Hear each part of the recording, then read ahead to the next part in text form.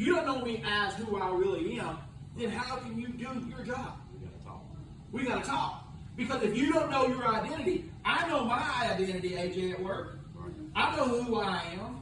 I have to walk in this responsibility of who I am. The bigger question is, do you know who I am? Right. What do the people out in the shop say that I am? Am I this or am I that? Because the thing is that you have to know your market, do you not?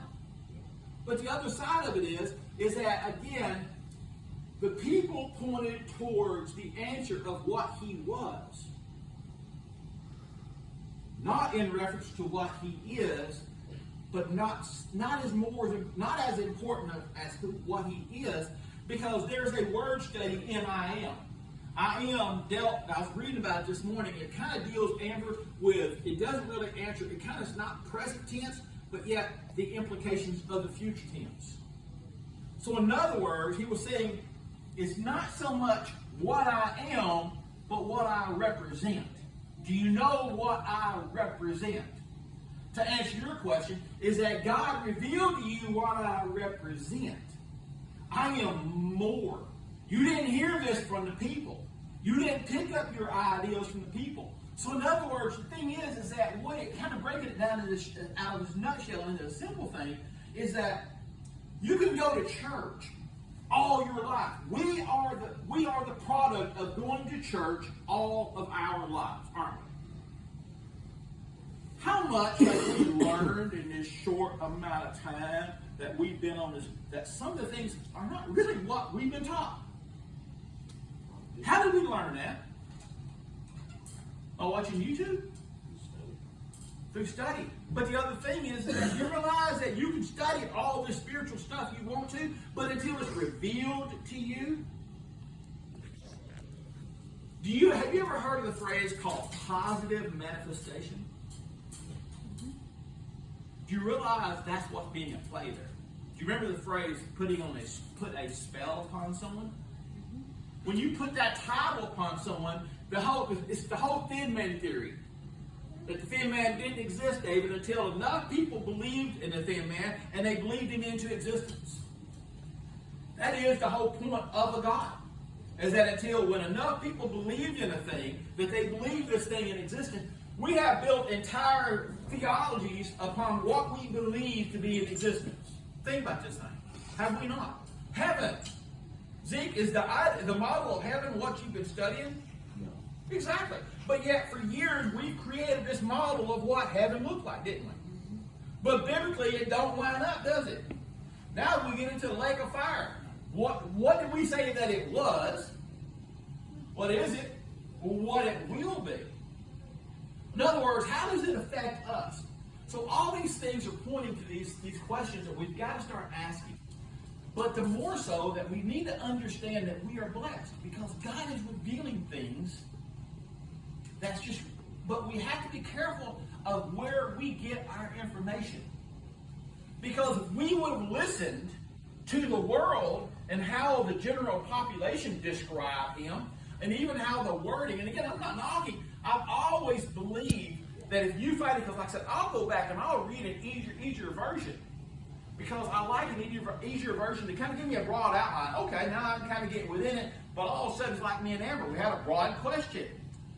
We just happened to see pictures. We did not set this search out this morning with looking. I think that if we put bubblers in our yard, we would have more hummingbirds in our yard. We did not question that. We did not even know that was even a thing. Until we was watching this video on YouTube of this woman who had a bunch of hummingbirds in her yard. And we're sitting there, and I'm astonished that these number of hummingbirds are all living together. The hummingbirds at our house look like the farmers. Where two or more are gathered in the former name, very fight shall be in the midst. That's just us. You get us couples up together, we're going to have a fight. It's inevitable. And that's what a hummingbird look like. But I'm sitting there marveling at all these things, and she starts telling me why. And she talks about why these hummingbirds, they moved in that area. They were just passerbys because they had food, but they didn't live there. They made a place to where the hummingbirds would want to live there. now we take this thing, is we're starting down this path. And we start by asking this question. Who do you say that he is? The phrase I am, one of the articles that I read about the phrase I am was not uttered by a good Hebrew, a good Jew. Because that depicted a deity. And so, exactly.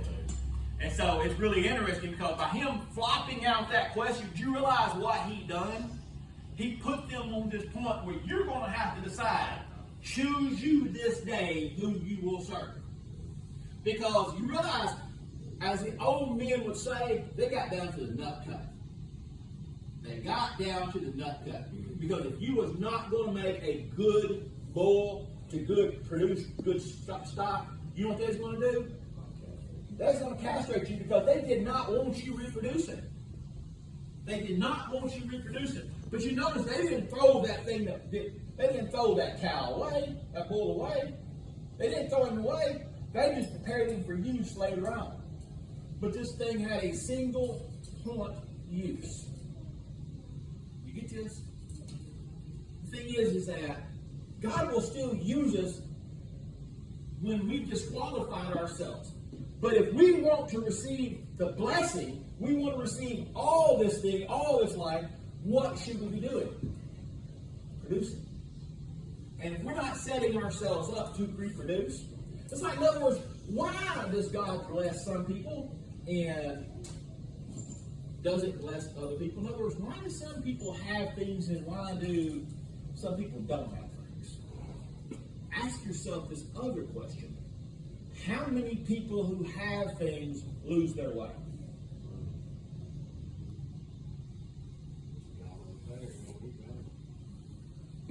So then, how many people have we read about, heard about through the history of life have we determined that things, having all these things, leads to all these other things?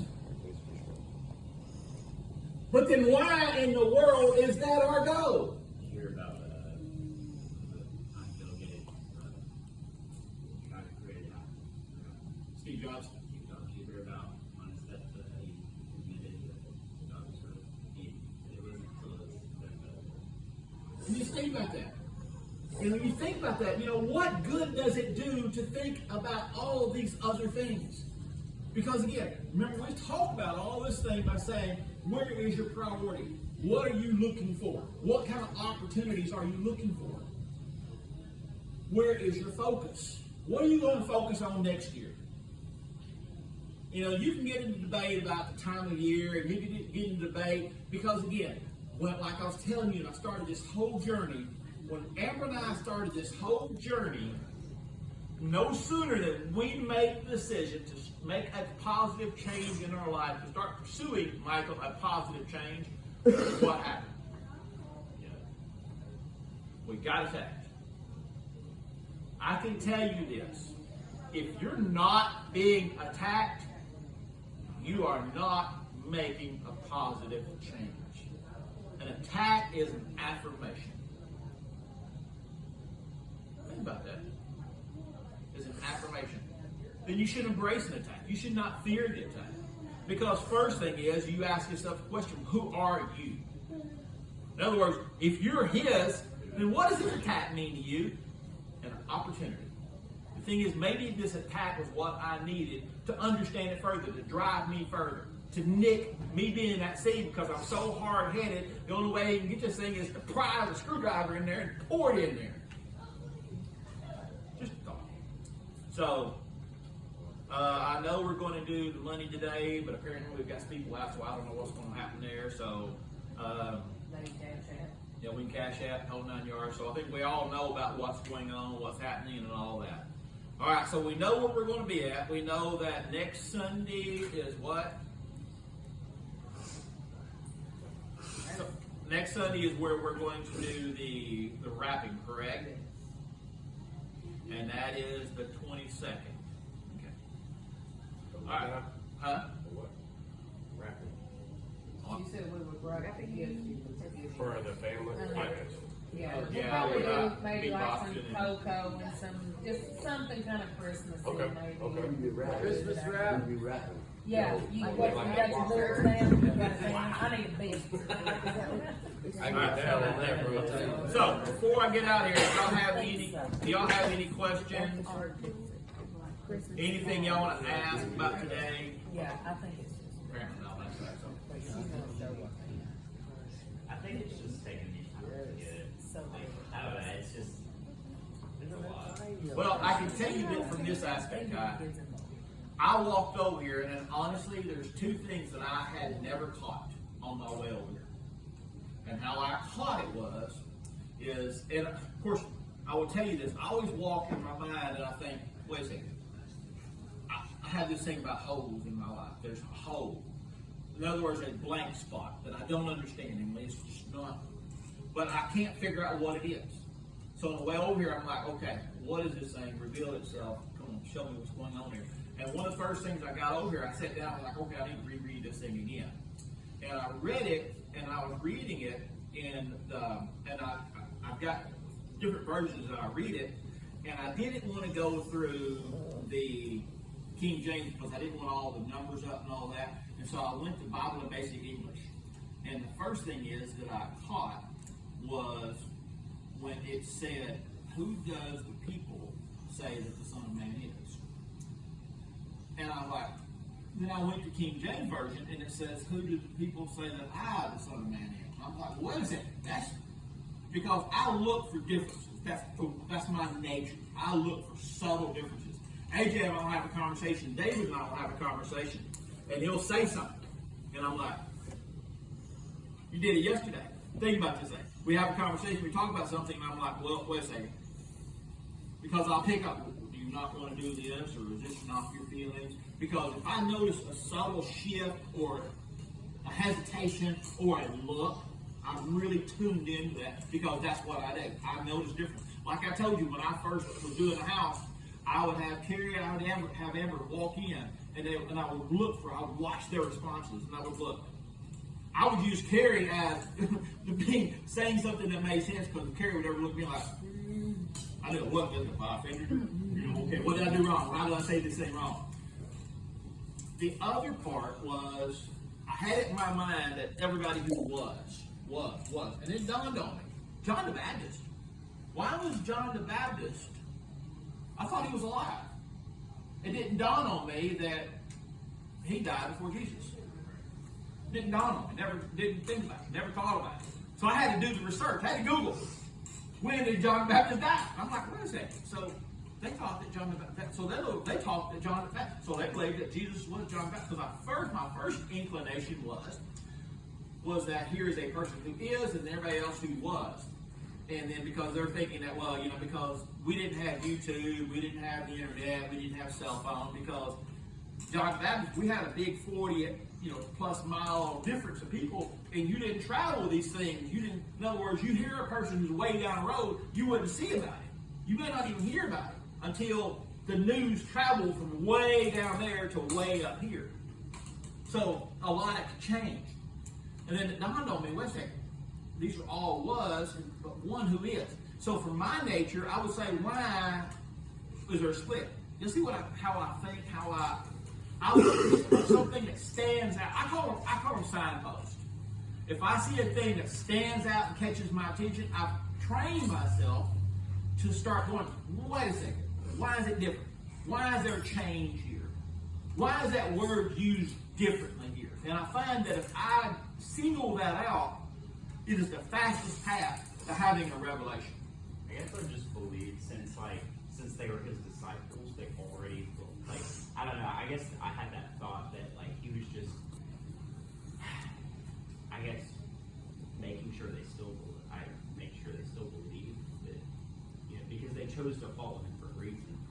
And I don't know. I guess I just assumed that they already believed that, and then I don't know what He's never asked them before. Yeah, he never. He did I can just see him doing all these things, and then he's hearing all these rumors. If And all of a sudden, let's they cut through the what jibber people jabber. are believing, or What do you say? if they're having doubts, or if they're Yeah. But isn't it kind of funny if you've got a guy who, honestly,